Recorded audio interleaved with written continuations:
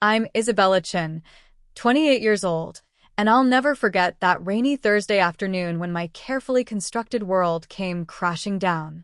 While mindlessly scrolling through Instagram during my lunch break, I watched my wealthy family's Mediterranean yacht vacation play out in real time. Champagne toasts against sunset backdrops, designer outfits on private beaches, captions about living their best life. That's when it hit me like a sledgehammer.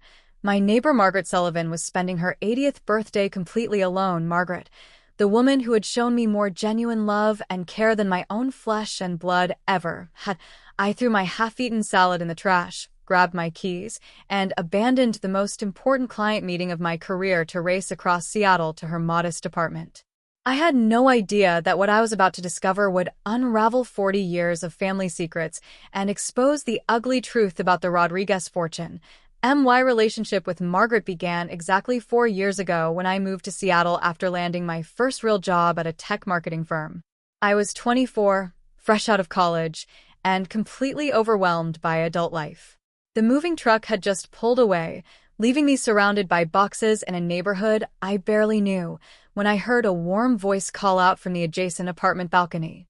"Honey, you look like you could use some help with those boxes." That was Margaret Sullivan, 76 then, with steel gray hair pulled back in a neat bun and the kindest blue eyes I'd ever seen. She didn't just offer advice.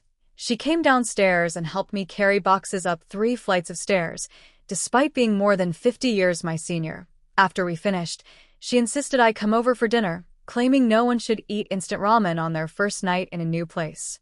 Her small 2-bedroom apartment was the complete opposite of the sterile luxury I'd grown up with. Every surface covered with family photographs, handmade Afghans draped over comfortable furniture, and the incredible smell of homemade beef stew filling the air. That night, over the best meal I'd had in months, I learned Margaret was a retired elementary school teacher who had lost her husband Robert 3 years earlier after 42 years of marriage. They'd never been able to have children, a fact she mentioned with just a brief shadow crossing her face. "Robert always said we were blessed to love each other so completely," she told me, refilling my bowl. "Not everyone gets that kind of love, even for a little while." What started as neighborly kindness quickly became the highlight of my week. Every Sunday, I'd find myself at Margaret's kitchen table, sharing stories about my job while she offered wisdom disguised as casual conversation. When my college boyfriend broke up with me over email 6 months after I moved in, it was Margaret's couch I cried on, not my parents who were too busy with merger negotiations to comfort their daughter. "Men who can't be honest during difficult times aren't worth your tears, sweetheart," Margaret had said, handing me tissues and homemade chocolate chip cookies. "But go ahead and cry them anyway. Sometimes you need to let the hurt out before the healing can begin." When I got rejected for a promotion I'd worked 70-hour weeks to earn, my family sent a brief text about character building through adversity. Margaret opened a bottle of wine Robert had been saving for their golden anniversary and cooked my favorite meal. "Robert was saving this for a special celebration," she explained, pouring 2 glasses. "Discovering who doesn't appreciate your worth is definitely worth celebrating." We spent every major holiday together. My family always had elaborate plans, private islands in the Caribbean, exclusive ski resorts in Aspen, charity galas with 5-figure ticket prices. But their invitations came with strings attached. Take substantial time off work, fly across the country, pretend to care about conversations about real estate investments, and yacht club memberships. Margaret never made me choose between my life and hers.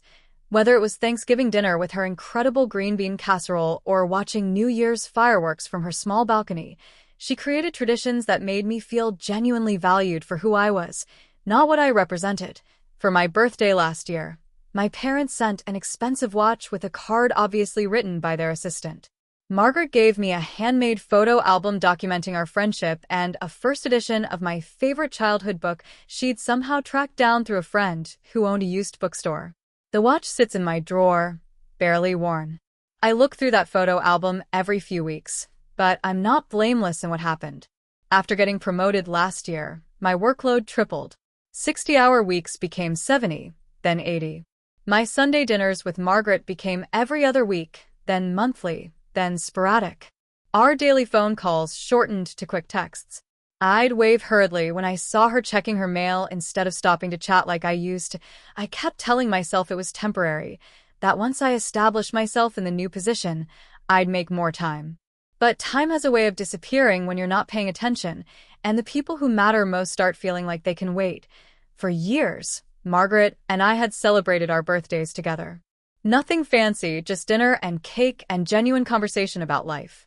She'd always insist on making my favorite chocolate cake from scratch, and I'd spend weeks finding the perfect gift, usually something small but meaningful that spoke to our connection. For her 79th birthday last year, I'd organized a small gathering with her church friends and a few neighbors.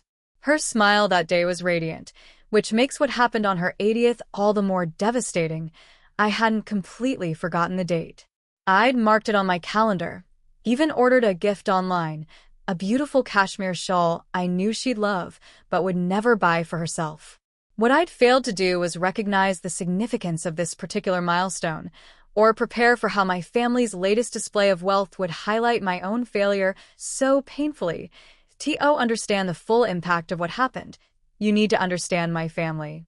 The Rodriguez clan of Bellevue, Washington, my parents Maria and Carlos, my older brother Diego and his wife Sofia, represent what people politely call new money. Our family mansion sits on 5 acres overlooking Lake Washington. My father drives a different luxury car every 6 months, and our vacations are always international and always excessive.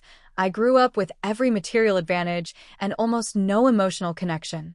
My childhood bedroom was filled with designer clothes and expensive gadgets. My childhood memories are filled with canceled recitals and empty seats at school events. My parents built financial empires while failing to build relationships with their children. Rodriguez children excel, my father would say whenever I brought home anything less than perfect grades. We don't accept mediocrity in this family. This mindset extended to everything. When I introduced them to my college boyfriend, a brilliant engineering student on scholarship, my mother later asked if I was going through a charitable phase. When I first mentioned Margaret, describing our Sunday dinners, my father looked genuinely confused. You're spending your free time with an elderly neighbor? Is this some kind of community service requirement for your job?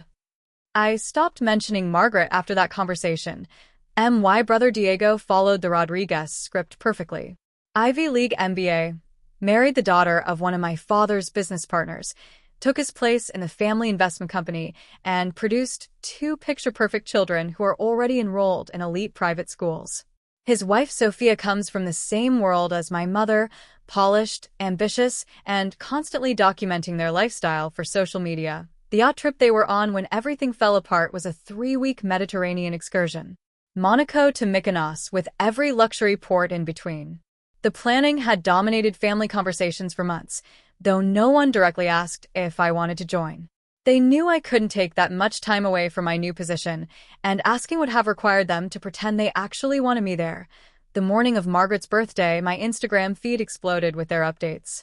My mother in designer sunglasses on the yacht's deck, captioned, "Morning coffee with this view #blessed #yacht life."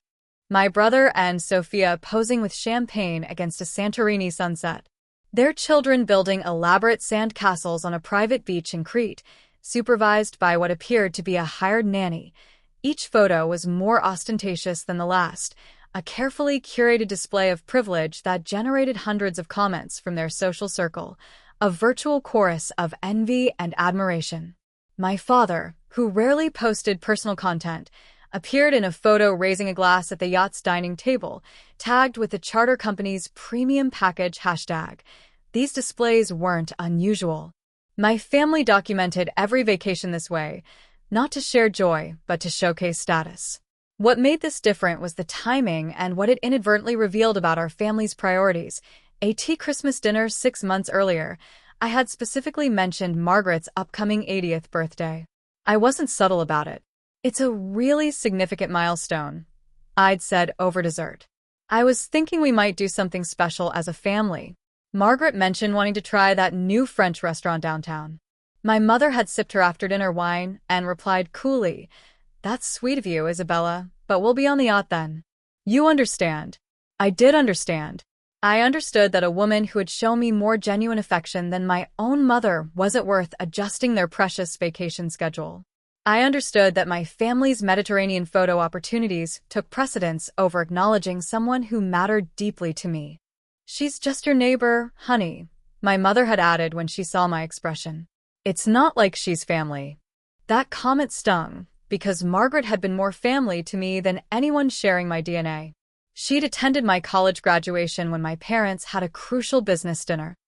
She'd held my hand through a health scare 2 years ago while my mother sent flowers with a card clearly written by her assistant. Margaret remembered how I liked my coffee, my favorite books, and called just to ask about my day without wanting anything in return. The previous Thanksgiving, I'd impulsively invited Margaret to join us at my parents' house. The resulting dinner was excruciating. My family treated her with cool politeness while exchanging meaningful glances whenever she spoke.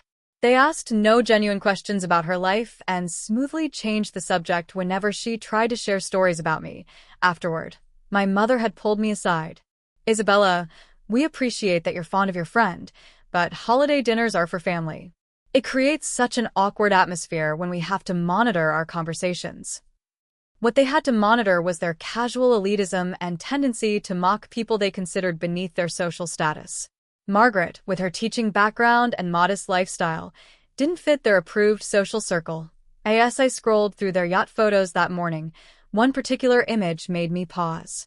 My mother and father posed with another wealthy couple, glasses raised in celebration. The caption read, "Celebrating life's precious moments with dear friends." They could celebrate precious moments with virtual strangers on a yacht, but couldn't acknowledge Margaret's 80th birthday. I kept scrolling, my resentment building with each glossy image. Sophia had posted a philosophical caption beneath a photo of herself gazing at the ocean. "Life is about cherishing the people who matter most." The irony would have been laughable if it hadn't been so infuriating. The final straw was my father's rare personal post, a family photo on the yacht's upper deck with the caption, "The Rodriguez family legacy continues. Nothing matters more than family." In that moment, something snapped inside me. Their carefully constructed image suddenly looked not just shallow, but cruel. I put down my phone and looked at my calendar where Margaret's birthday sat marked with a small heart emoji. That's when the horror washed over me. It wasn't just my family who had failed her. I had too.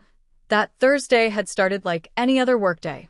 I'd arrived at the office by 7 a.m., armed with my fourth coffee of the morning and a presentation that could make or break my career. My team was finalizing a pitch for our biggest potential client of the year, and as the newly promoted senior marketing manager, the pressure was entirely on my shoulders during my rushed lunch break, which consisted of a sad desk salad eaten while reviewing slides. I mindlessly scrolled through social media. That's when my family's yacht photos began dominating my feed.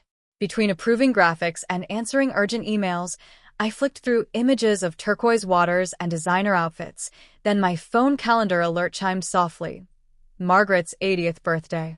The realization hit me with physical force. I actually gasped out loud, causing my assistant to look up with concern. How had I let this happen? I'd ordered the shawl weeks ago, which I now remembered with fresh shame still sat in its delivery box on my kitchen counter. But I'd made no actual plans. No dinner reservation, no cake, no card. Nothing to mark this monumental milestone for a woman who never forgot a single important day in my life. I immediately tried calling Margaret, but there was no answer. This wasn't unusual. She often left her phone in the bedroom while she worked in her garden. But today it sent anxiety coursing through me. I texted, "Happy birthday, Margaret. Can I take you to dinner tonight?" The message showed delivered but not read. The next hour passed in a blur of distraction. I couldn't focus on the presentation, my mind continuously drifting to Margaret. Was she sitting alone in her apartment right now? Had anyone remembered? Had she made herself a small birthday cake like she sometimes joked about doing? At 2 p.m., we had our final client meeting scheduled with the entire executive team and the company president. As everyone filed into the conference room, I made a decision that would have been unthinkable just hours before. "Jennifer," I said to my assistant, I have a family emergency. I need to reschedule this meeting. Her eyes widened. The Morrison Industries pitch? But everyone's already here, including the president. I know. I'll deal with the consequences tomorrow. This can't wait. I grabbed my purse, leaving my laptop and presentation materials behind, and headed for the elevator. My phone immediately began buzzing with confused messages from team members, but I silenced it as I reached the parking garage. The drive from downtown Seattle to Margaret's neighborhood normally took 30 minutes in afternoon traffic. I made it in 20, running yellow lights and taking shortcuts through residential streets I usually avoided. All the while, memories of previous birthdays with Margaret played through my mind like a slideshow of my own negligence. Her 77th birthday, when we gone to the art museum and spent hours admiring the Impressionist collection. She'd stood before a Monet painting and told me about the trip to France she and Robert had always planned but never taken. Her 78th, when I'd arranged for her former student, now a professional pianist, to give her a private performance at his home studio. The joy on her face when he played her favorite Chopin piece had brought tears to my eyes. Last year, her 79th, with a small gathering of friends and the photo album I'd made chronicling our friendship. And now her 80th, a once-in-a-lifetime milestone, and I'd been too wrapped up in my career and resentment toward my family to properly acknowledge it. As I turned onto Margaret Street, my stomach clenched seeing her small apartment building. No cars parked outside, no signs of celebration. The curtains were drawn, which was unusual for daytime. For a terrifying moment, I imagined finding her ill or worse, punishment for my neglect. I parked hastily and rushed to her door, pressing the buzzer repeatedly. After what felt like an eternity, I heard slow footsteps approaching. The door opened to reveal Margaret, healthy but clearly surprised to see me. She wore a simple lavender blouse and navy slacks, not her usual casual clothes, but nothing particularly festive either. "Isabella, what are you doing here in the middle of a workday? Is everything all right?" The normality of her greeting made everything worse. She wasn't expecting anything from me today. She'd given up on anyone remembering. "It's your birthday," I said, my voice cracking. "Your 80th birthday." Something flickered across her face, pleasure at my remembrance quickly masked by practiced acceptance. "Oh, that." "Yes, I suppose it is." She smiled and stepped back to invite me in. "Did you rush over here just for that?" "You shouldn't have, dear. I know how busy you're at work." I followed her inside, immediately noticing there were no birthday cards displayed, no flowers, no evidence that anyone had acknowledged this significant day. The apartment was immaculate as always, but had the stillness of a space where nothing special was happening. In the kitchen, I spotted it, a single store-bought cupcake on a plate at her small dining table. One thin candle stuck out from the center, unlit. Beside it lay an open book and her reading glasses. She'd been planning to mark 8 decades of life with a cupcake and a novel, completely alone. When she saw me notice it, Margaret quickly moved to the refrigerator. "Can I get you something to drink?" I wasn't expecting company, but I have iced tea. "Margaret," I said, my voice thick with emotion, "were you going to celebrate your 80th birthday all by yourself?" She busied herself with glasses, her back to me. "It's just another day, Isabella. At my age, they come and go quite quickly." She turned with a cheerful expression that didn't reach her eyes. "Besides, you remembered. That's a wonderful gift right there." That's when I noticed she was wearing earrings I'd never seen before, small pearl studs that looked like family heirlooms. She had dressed up and put on special jewelry for a birthday she was spending alone. "Did anyone else call?" "Send cards?" I asked, already knowing the answer. "The church sent a lovely email, and my book club mentioned it last week." She set a glass of iced tea in front of me with determined brightness. "Now tell me why you're really here in the middle of a workday. You never leave that office before 8 p.m. It was her attempt to deflect, to minimize her disappointment and save me from guilt. That selfless gesture, putting my feelings above her own, even on her birthday, broke something inside me. "I'm here because it's your 80th birthday, and I almost forgot." I admitted, tears threatening. I've been so wrapped up in work and my own problems that I nearly let today pass without any celebration. And I'm so sorry, Margaret. You deserve so much better. She reached across the table and patted my hand. Now, you're here now, and that's what matters. No, I said firmly, wiping my eyes. What matters is that you've never forgotten a single important day in my life, and somehow I let the most important person in my life, including my own family, forget yours. I looked at that sad little cupcake, at this woman who had been more of a grandmother to me than my blood relatives, and made a split-second decision that would change everything. Get your purse, I said, standing up. We're not celebrating your 80th with a grocery store cupcake. This birthday isn't over. It's just getting started. Isabella, really, you don't need to make a fuss, Margaret protested as I practically pulled her toward the door. You have that important work meeting. Your 80th birthday happens once, I interrupted, already pulling out my phone. Work will still be there tomorrow. In my car, I made a flurry of calls while Margaret sat beside me, alternating between amusement and embarrassment at my sudden determination. First, I called Jennifer and asked her to move heaven and earth for me. I need reservations at Le Bernardin for tonight. Yes, I know they're booked months in advance. Remember that crisis management I did for the owner's daughter's startup last year? Call in that favor. Next came calls to Margaret's church friend Grace, who had contact information for her social circle. Within 20 minutes, Grace had agreed to make discreet calls and arrange for several of Margaret's closest friends to meet us for dinner. Isabella, where are we going? Margaret asked as I drove toward downtown Seattle. First stop, Nordstrom, I announced.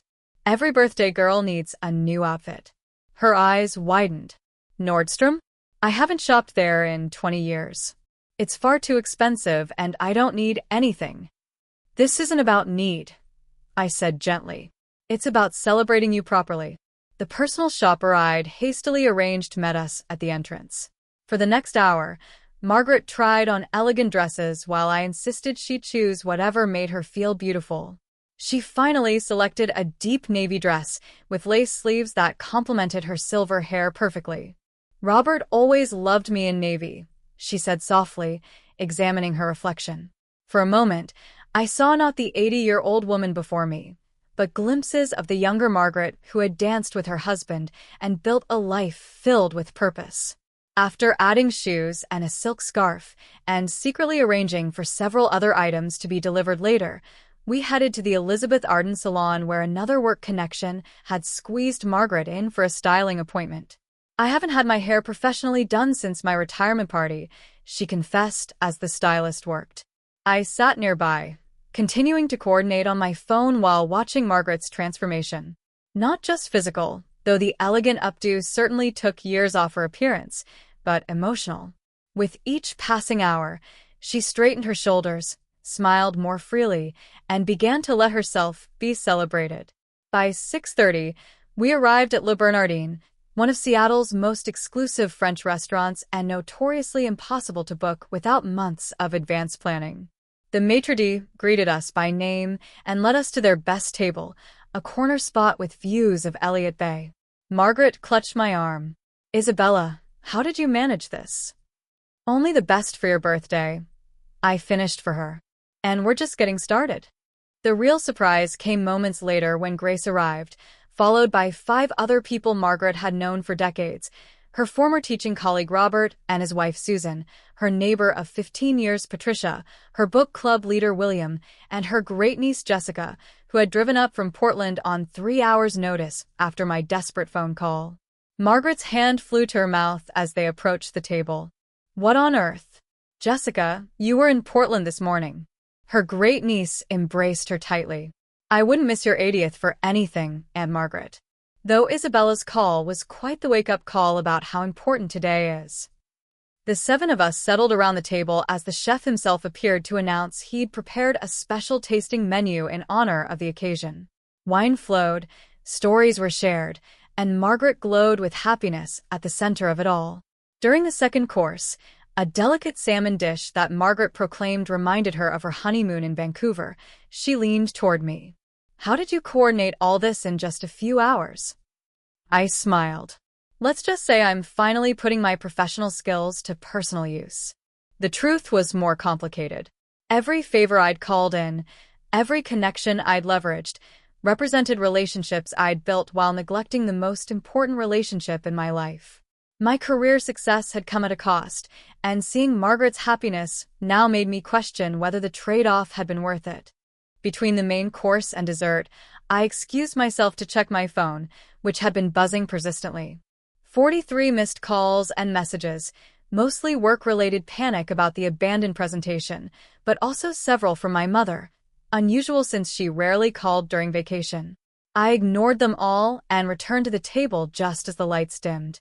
The restaurant staff emerged with a stunning two-tiered cake adored with candles while a violin duo played Happy Birthday. The entire restaurant joined in singing, and Margaret, overcome with emotion, gripped my hand tightly. "Make a wish," I whispered as she prepared to blow out the candles. After dessert and coffee, Margaret's friends presented her with hastily arranged but heartfelt gifts, books, a beautiful scarf, a framed photo of her late husband that Robert had restored from an old snapshot. My gift, the forgotten cashmere shawl, would have to wait until we returned home.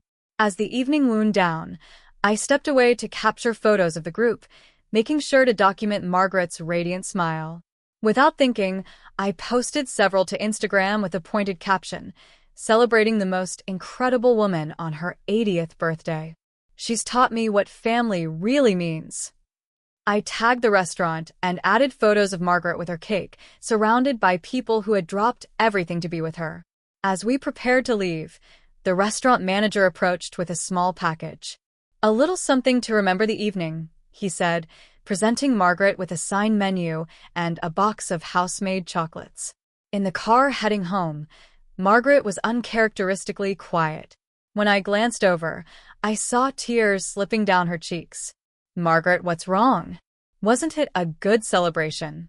She patted my hand on the steering wheel. "It was perfect, dear. I'm just thinking about how fortunate I am. At my age, many people are forgotten. Tonight reminded me that I'm not." Her words cut straight to my heart. You could never be forgotten. Not by people who truly understand what matters. We arrived back at her apartment just after 11 p.m. I helped her inside with her packages and gifts, making sure she was settled. "Thank you for the most wonderful birthday," she said at the door. "Though I still think you shouldn't have left work like that." I hugged her tightly. "Some things are more important than work. I'm just sorry it took me so long to remember that." Driving home, I finally checked my phone. The work messages I'd expected, but my mother had called 8 times, unusual enough that I felt genuine concern. I called her back once I was inside my apartment. Finally, she answered immediately. "Would you care to explain what you're doing?" "Hello to you too, Mom. I'm fine. Thanks for asking." "Don't be clever, Isabella. I'm talking about those photos you posted, making a spectacle with your neighbor, and that passive-aggressive caption. What were you thinking?" I sank onto my couch, exhausted but still energized by the evening. I was thinking that someone I care about deserved to be celebrated on her 80th birthday. Something our family apparently couldn't be bothered to remember. "She's not family," my mother said sharply. "And you've made us look terrible. Everyone's commenting about how wonderful you are while we're away on vacation." "Maybe because it is terrible," I replied, my voice rising. "Margaret has been more present in my life than any of you for years. She's never forgotten my birthday, or missed a promotion celebration, or failed to show up when I needed support. Can you say the same?" The line went quiet for a moment, then my mother's voice, unusually hesitant. "You've never mentioned this woman was so important to you." "I have multiple times. You just never listened." I took a deep breath. "Look, I'm exhausted. It's been a long day. Enjoy your yacht trip. We can discuss this when you get back." "This conversation isn't over," she warned. "Your father wants to speak with you tomorrow." After hanging up, I scrolled through the comments on my Instagram post. Friends and colleagues expressing joy at the celebration, asking about Margaret, commenting on how happy she looked.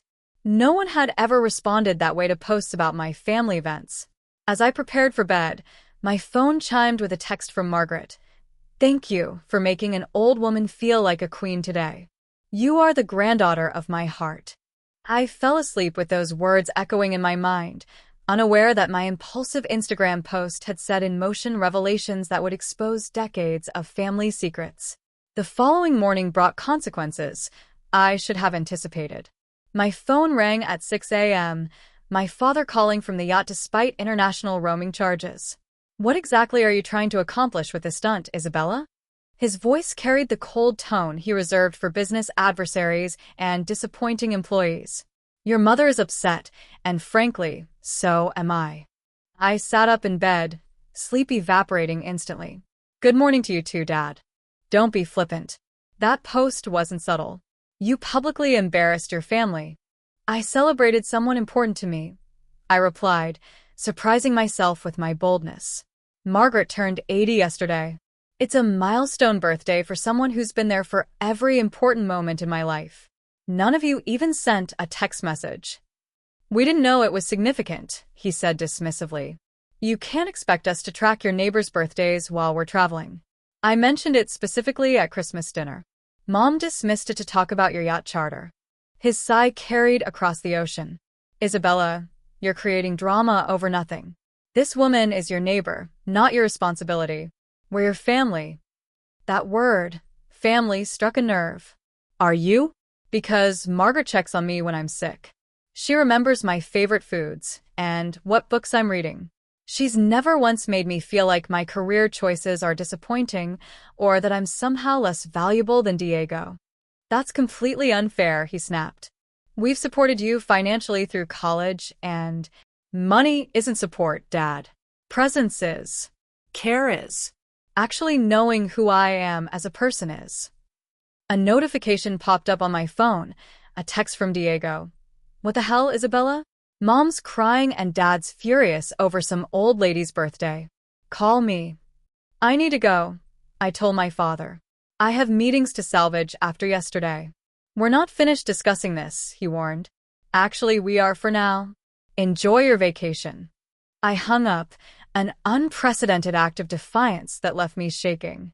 By the time I arrived at work, the fallout from abandoning yesterday's presentation had manifested in several crisis management meetings. To my surprise, the damage wasn't as severe as expected. My boss, while concerned about my abrupt departure, seemed more interested in solutions than punishment. Family emergency? He asked when I stopped by his office to apologize. Yes, I answered, realizing it wasn't a lie. Someone very important to me needed me. He nodded. The team pulled together, and the presentation went well. Just don't make it a habit. During lunch, I drove to Margaret's apartment to check on her. She answered the door glowing with happiness, still wearing the pearl earrings from yesterday. I'm still floating on cloud 9, she told me, inviting me in for tea. Jessica stayed the night, and Grace is coming over later. Would you like to join us? I can't today, but I'll stop by this evening, I promised. As we sat in her living room, Margaret mentioned casually, Your mother called me this morning. I nearly dropped my teacup. She what? Called to wish me happy birthday. Rather late, of course, but she said she'd only just realized the significance of the date. The thought of my mother reaching out to Margaret sent alarm bells ringing in my head. What else did she say? She asked how long we've been friends. Seemed quite interested in our relationship. Margaret's expression grew thoughtful. She had an odd reaction when I mentioned knowing your grandmother. You knew my grandmother? This was completely new information. Margaret looked surprised. Of course, dear. Elena and I taught at the same school for years before she married your grandfather. We remained close friends until she passed. This connection had never been mentioned by my family. But when I introduced you to my parents, they acted like they'd never heard of you. Something shifted in Margaret's expression. Perhaps they hadn't. Elena and I were very close, but your grandfather never approved of the friendship. He was extremely conscious of social appearances. That sounds familiar, I muttered. After tea, Margaret unexpectedly pulled a dusty photo album from her closet. I've been meaning to show you these for ages, she said, opening to black and white photos of two young women in 1960s clothing. your grandmother, and me when we were starting out as teachers. I stared at the unfamiliar young woman who was apparently my grandmother, arm in arm with a youthful Margaret. More photos followed: holidays, school events, and eventually my grandmother's wedding. You were at her wedding? Margaret nodded. I was a bridesmaid, despite your grandfather's objections. As we turned pages, I noticed the photos became fewer as the years progressed until they stopped entirely in the early 1980s. The final photo showed Margaret with my grandmother holding a toddler. Is that my father? Yes, when he was about 2 years old. Behind this photo was an envelope that slipped out when Margaret turned the page. Oh, she said softly, retrieving it. I'd forgotten about these. Inside were letters, dozens of them in my grandmother's handwriting. Margaret hesitated before handing me one dated 1983. Dearest Margaret, I cannot thank you enough for what you and Robert have done for us. Carlos refuses to acknowledge where the money came from, but without your generosity, we would have lost everything. Your father's investment disaster nearly ruined us, but your loan has saved our home and the children's future. Carlos forbids me from seeing you, says it's inappropriate now that we're in your debt. But know that not a day passes that I don't think of you and Robert's kindness. When this financial crisis is resolved, I promise we'll repay every cent. With eternal gratitude and love, Elena. I looked up at Margaret, stunned. You loaned my grandparents money? Robert and I both did. Your grandfather's investment firm collapsed, and they were facing bankruptcy. Robert had just sold his business and had the available capital. It was substantial, nearly $150,000. In today's money, that would be close to $400,000. Did they ever repay you? Margaret's hesitation told me everything. Your grandfather passed away before the loan was fully repaid. We never pressed your grandmother about it. So my family's financial recovery, possibly even the foundation of their current wealth, was partly due to Margaret and Robert's loan. Yes, she said gently, taking back the letter. Your grandmother was my dearest friend. We would have done anything for her. But my family has acted like they don't even know you. They've treated you like you're beneath them. Margaret shrugged. Pride is a powerful force, Isabella. Some people find it impossible to acknowledge when they've needed help. My mind was racing, connecting dots. My grandfather's investment firm had rebounded in the mid-1980s, becoming the foundation of my family's current wealth. The timing aligned perfectly with Margaret's loan. Do my parents know about this? Your father must. He was in high school when it happened. As for your mother and brother, she trailed off. Perhaps not the details. I was still processing this revelation when my phone rang. My mother again. This time, I answered and put it on speaker so Margaret could hear. Isabella, we need to discuss your relationship with this woman. My mother began without preamble. Her name is Margaret, Mom, and I've just learned something very interesting about her connection to our family. A pause. What are you talking about? Margaret and Robert's loan to Grandpa Carlos in 1983. The money that saved his business and probably laid the foundation for our family's current wealth. The silence stretched so long I thought we'd lost the connection. Finally, my mother spoke, her voice tight. Who told you about that? Margaret has letters from Grandma Elena. Did Dad ever mention it to you? It's complicated, Isabella. That was a very difficult time for the family. Difficult enough to pretend not to know the woman who helped save you from financial ruin? To treat her like she's not worthy of your precious social circle? You don't understand the full situation, my mother said defensively. Your father had his reasons. I understand enough. We need to have a family meeting when you return, with Margaret present. That's completely inappropriate. This is private family business. Margaret is family to me, I said firmly. And apparently, our family owes her more than we've ever acknowledged. I ended the call before she could respond. Margaret was watching me with concerned eyes.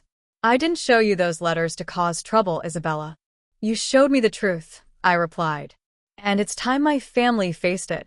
That evening, my entire family video called me from their yacht. Parents, brother, and sister-in-law all gathered with grim expressions. Isabella, my father began gravely, Your mother says you've been making disturbing accusations. Not accusations, Dad. I've discovered facts about our family's history with Margaret. Facts you've deliberately hidden. His expression hardened. The financial arrangements between your grandfather and the Sullivans were complicated and private. So complicated that you pretended not to know Margaret when I introduced her? So private that you've treated her with disdain while living comfortably on wealth that might not exist without her generosity. You're oversimplifying a complex situation, he insisted. I want acknowledgement of the truth, I interrupted. I want an apology to Margaret, and I want this family to recognize that our precious legacy was built partly on the kindness of someone you now consider beneath you. No one spoke for several moments. Finally, my father cleared his throat. Perhaps we could discuss this when we return. A family dinner to clear the air. With Margaret present, I insisted. My father's jaw tightened, but he nodded. If that's what it takes. The following week felt interminable. When my family finally returned, they arranged dinner at their mansion, neutral territory, they claimed. I arrived with Margaret, who looked elegant in her navy dress from her birthday celebration. The evening began awkwardly, with my parents treating Margaret with stilted politeness. But as the meal progressed and Margaret shared stories about my grandmother Elena, the atmosphere gradually shifted. My mother's defensive mask began to crack when Margaret showed her photos of Elena from their teaching days. She talked about you constantly, Margaret told my mother gently. Even after Carlos asked her to end our friendship, she never stopped caring. The breakthrough came when Margaret pulled out Elena's final letter, written just months before her death. Margaret, I know Carlos has forbidden this friendship, but I need you to know that Isabella reminds me so much of you, kind, genuine, unimpressed by status. Please, if anything happens to me, watch over her. She'll need someone who loves her for who she is, not what she represents. My mother was crying by the time Margaret finished reading. She asked you to look after Isabella? Yes. And it's been the greatest joy of my later years. My father, who had remained stoically silent, finally spoke. Margaret, I owe you an apology. Several apologies, actually. For my grandfather's pride, for my own, and for not acknowledging what your family did for ours. I don't need apologies, Carlos, Margaret replied. I need Isabella to have the family relationships she deserves. That dinner didn't solve everything instantly, but it cracked open the foundation of secrecy our family had been built on. Over the following months, my relationships with my parents slowly improved. Not perfect, but real in a way they'd never been before. My father established a scholarship in Margaret and Robert's name at the local elementary school. My mother began including Margaret in family events, not as an obligation, but because she genuinely enjoyed her company. Most importantly, I learned that family isn't determined by blood or social status, but by who shows up, who remembers, and who loves you unconditionally. Margaret's 81st birthday last month was celebrated with both families, the one I was born into and the one I chose. As I watched her blow out her candles, surrounded by people who truly valued her, I realized that sometimes the best gifts come from the most unexpected places. Sometimes it takes forgetting a birthday to remember what really matters. Sometimes it takes breaking apart a family's carefully constructed image to build something authentic and lasting. And sometimes the person who saves you isn't the one you expected. It's the neighbor who helps you move a bookshelf and ends up moving your entire understanding of what love looks like. Margaret taught me that family is a choice you make every day, through actions rather than words, through presence rather than presence, through truth rather than pretense. It's a lesson I'll carry with me forever, just like the memory of her radiant smile on the birthday that changed everything.